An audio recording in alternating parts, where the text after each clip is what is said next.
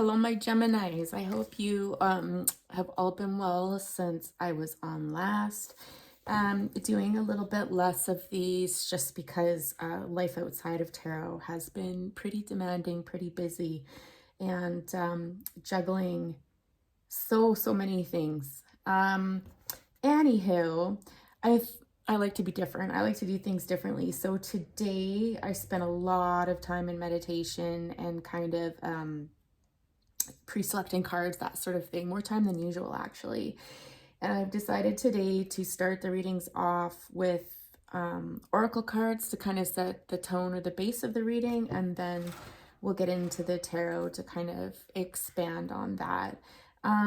Not always looking at love. We'll essentially be looking at whatever comes through. So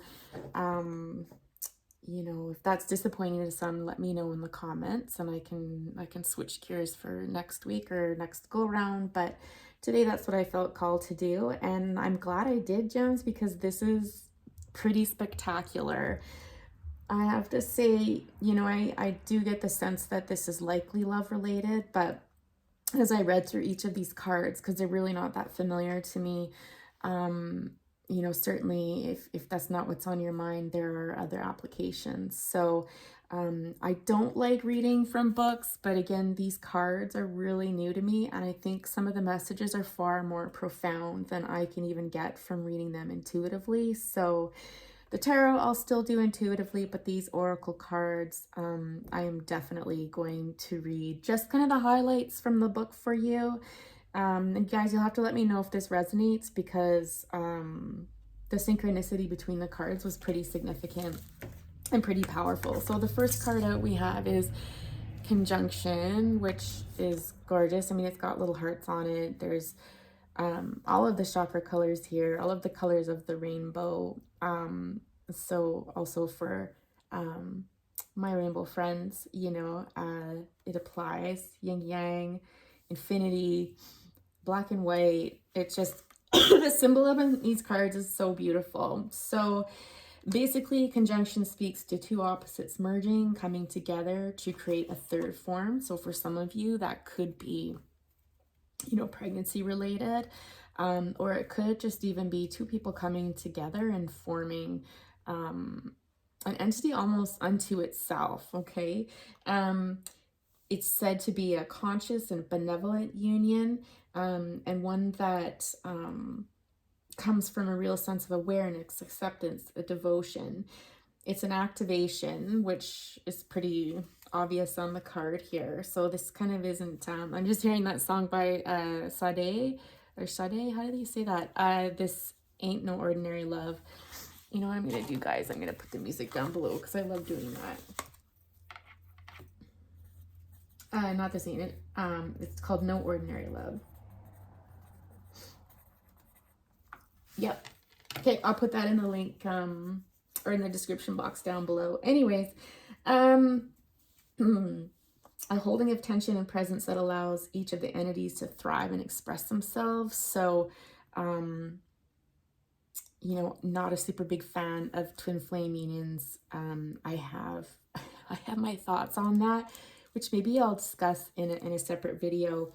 That said, I do believe there are unions in our life that are certainly more significant than others, have a different quality to them, or more powerful. And so, you know, there's similarities there in any event. And again, they talk about this bond. It can be human, nature, divinity. And how you'll know this to be true, you'll feel a stirring of your heart and an element of surprise. Okay, so by the way, guys, this is the Wild Unknown Alchemy Guidebook by Kim Krans. I feel like I should be giving her credit if I'm reading from her lovely little book here. A believer in that stuff. And then the next two cards is interesting. They were both elements, and side by side in the page book. So, and I shuffled the business out of them. So, not a doctor, you know, not here to dispense medical advice, but it is in here that Mars, you might have Mars in your chart, or you might have Mars, everyone's got Mars in their chart, but look up your Mars sign potentially. I'm feeling like some of you might actually have like a fire sign in your Mars. So Aries, Leo, Sagittarius. You can look up on, any astrology website, Astrology Cafe or what have you, for your birth chart to look that up. But yeah, I was getting that as I was reading through this too. This wasn't in the book. Anyways, it says it's associated with the gallbladder, and it might be time to contemplate what can be broken down and what must remain, because of course this is what the gallbladder does. It helps break down fats, etc., etc.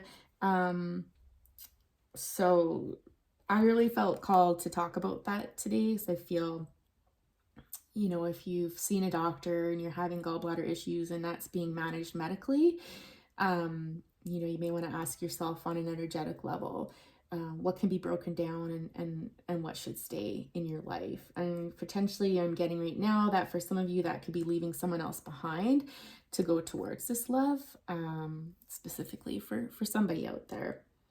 Guys, I should also mention my fingers are all covered in band-aids. Let this be a very important lesson in guarding your energy and being really conscious about who and what you surround yourself with. I was watching a show last night. It was a documentary, super interesting, however, quite dark. And I ended up picking at my fingers without even realizing at the time that I was doing it. And I haven't done that in, I think, almost a year. And so, again, that generally happens when I'm watching TV and I'm watching a show that has kind of negative energy associated with it. So yeah, sorry, it looks kind of gross, but it protects them because they're quite sore today. Anyways, any fellow pickers out there will know it's cursed. Anyways, no more bad shows. Sorry guys, I digress. In any event, yeah, so again, represented by Mars, iron is strong, it's assertive, potentially warlike, not saying we should be starting any wars, but just that energy, right? There's a call to rely on only the reliable, what truly supports you. And I feel, again, this is about potentially letting someone go if you're in a situationship, a relationship, a partnership, whatever, and it's not serving your needs and it's not supporting you in the ways that you need it to. It might be time to kick that to the curb. What have you already built? Can you build upon that? Should you build upon that? And then if you're feeling a bit lost in life right now, go inward, right? Because it talks about iron being at the core of the earth, in the center core. And so again, this card calls upon us to go inwards when we're feeling a bit lost and ungrounded. Interestingly, even though there's lightning here and we've got Mars going on and there's fire and all sorts of heat, it's time, at this moment in time, calls on you to put your words and weapons down and let yourself be held by the structure that's already in place. So pretty loaded in that card for sure. Take what resonates, leave what does not. And then finally we've got copper. And it's funny, I kept seeing Aries here.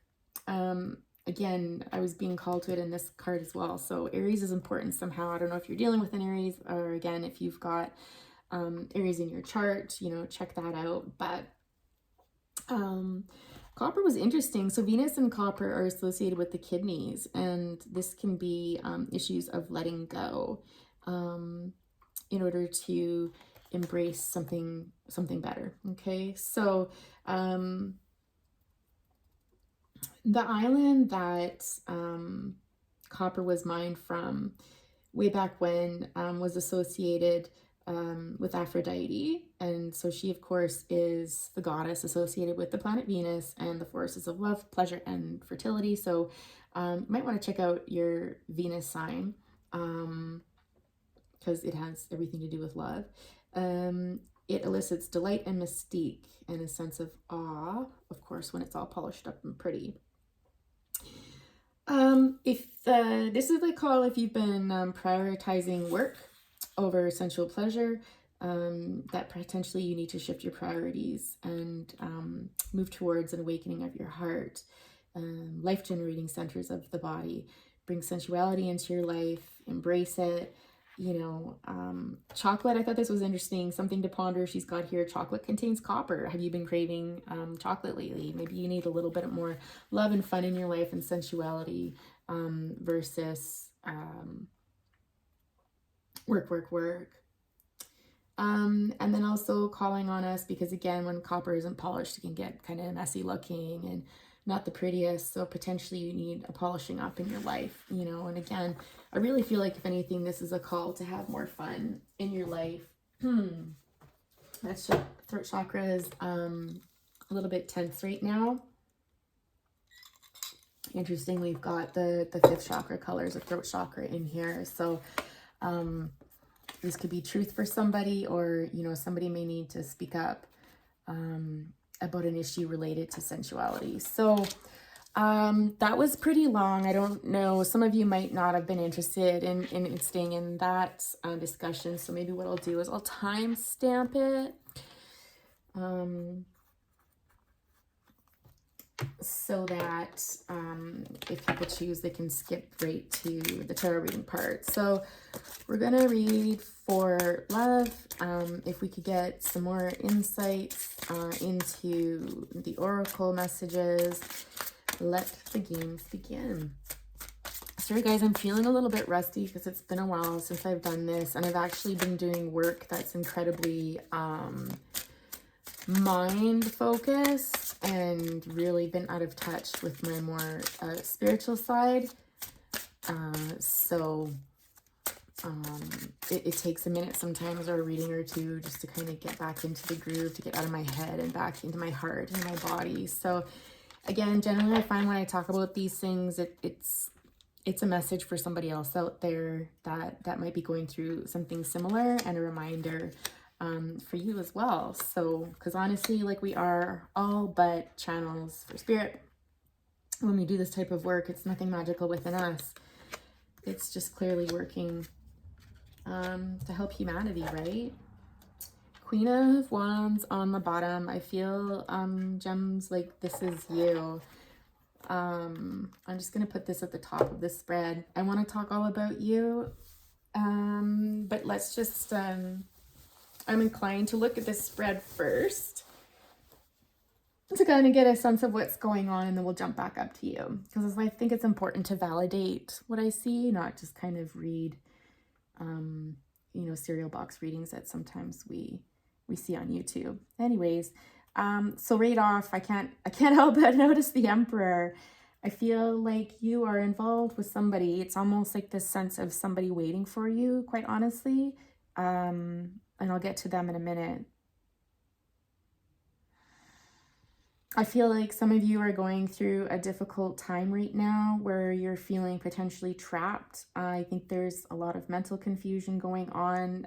Some of you might be feeling like you are torn in a million different directions and you're exhausted.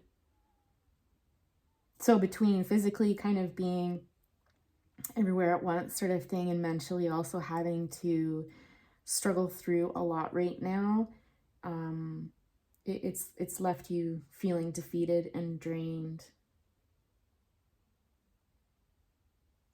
This person, this person brings back very sweet memories for you, and vice versa.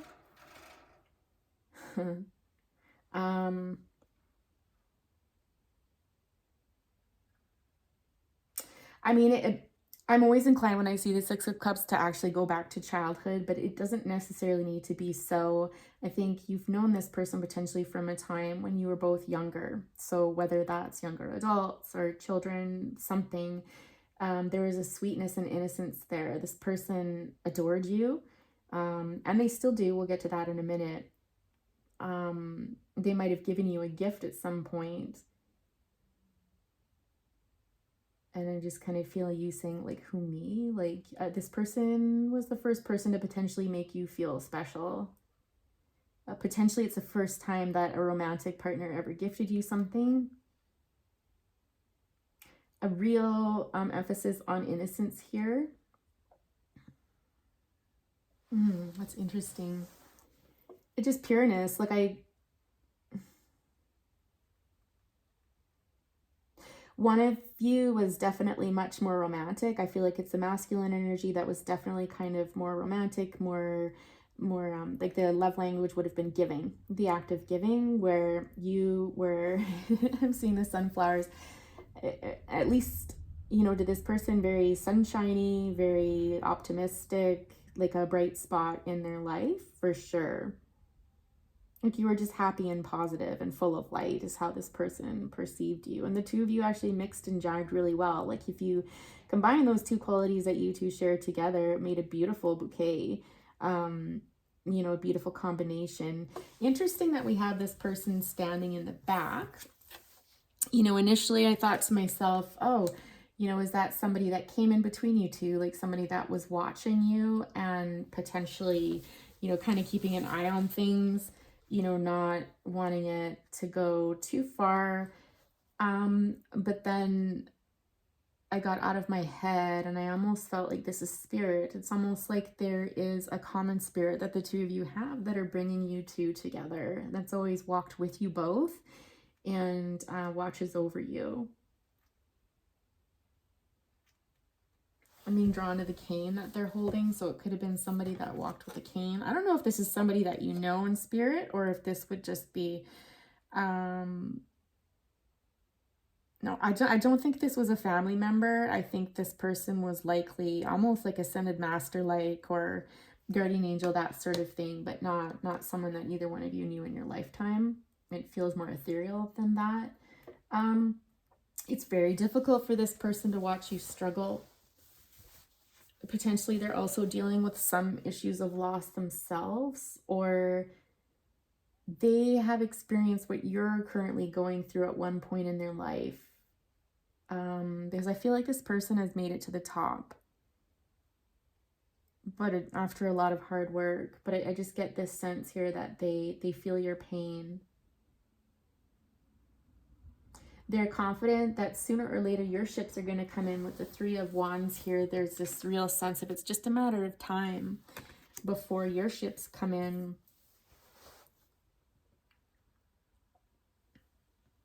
You're definitely going through a huge transition right now because there's 5 ships, and 5 is all about transition, right? It's almost like, and it's interesting because it really speaks to that conjunction card. It's almost like this person is watching things patiently and almost leaving you to your own devices, and they're like almost like they're on standby. And I think sometimes they have to hold themselves back from not jumping in and helping because I think they really do believe that you will get there on your own and in your own time, that they can't push this. But it's difficult for them not to just jump in and help. But they realize the value of you figuring this out on your own, almost like it's going to increase your confidence. So like this is love related, but I feel like it's interesting. Like there's a lot going on in your life that this person sees. And again, this is no ordinary love. Like this isn't, you know, just like romance and let's hold hands and get married and have babies and like stuff like that. It's much higher than that. Like it's almost like this person is helping you discover your life purpose or get you through a difficult time in your life. Like what they talked about at that ascension, right? It really speaks heavily to that, which I'm not surprised because there's someone been with you guys this whole time, this whole journey. Like this is not a new person. And if it is a new person, then this would have involved past life, but I didn't get that feeling right off the bat. It's possible that you're coming up on more difficult times soon, but this person, again, will be there to support you through that. It's almost like that feeling I'm getting, like I'm seeing it, I'm feeling it through this other person's eyes, where it's like they know it is or it's about to get real rocky, that there's about to be another really, you know, significant bumps along the road in your life. But again, there's a